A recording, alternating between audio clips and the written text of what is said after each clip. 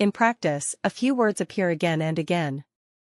DL, LL, and SDL. At first, SDL is simply memorized as superimposed dead load. But then a small question appears. Why such a long name? Could it not just be called dead load? That small question became the beginning of this note. The word superimposed carries a simple idea. Super means above, or on top. Impose means to place, or to lay upon. So superimpose means to place something on top of what is already there. Mortar, tiles, ceiling finishes, and ductwork belong here. They are not the structure itself. But once installed, they stay for almost the entire life of the building. In Britain and Europe, the term imposed load was already being used. It meant loads that arise from use. People, furniture, stored goods. But there was a gap. Some loads were not structural self-weight, and not imposed load in the traditional sense. Something in between needed a name. And so appeared superimposed dead load. The United States took a simpler path.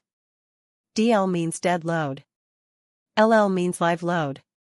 Loads like finishes and ductwork are usually folded into dead load. In short, Britain divides. The United States combines. The terms are different, but both are trying to describe the same building. The difference becomes easier to see through time.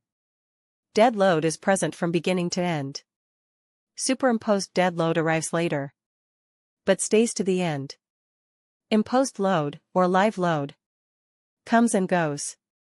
In the end, the question is not only what the load is, it is also how long it exists. Long-term deflection shows a similar pattern. At first, the American and European approaches seem different. The United States uses a long-term amplification factor. Europe uses creep and effective stiffness. But both acknowledge the same thing. A portion of live load, if it exists for a long time, affects the structure. In the end, both account for time. The formulas are different. The terms are different. But the question is similar. Which loads exist? And for how long? Britain subdivided time a little further. The United States simplified for practice. Different words. Different paths. But the same quiet concern remained. This document was not written to argue which standard is correct. It was kept as a small record. Even in a name as unfamiliar as SDL, structural engineers were thinking carefully about time.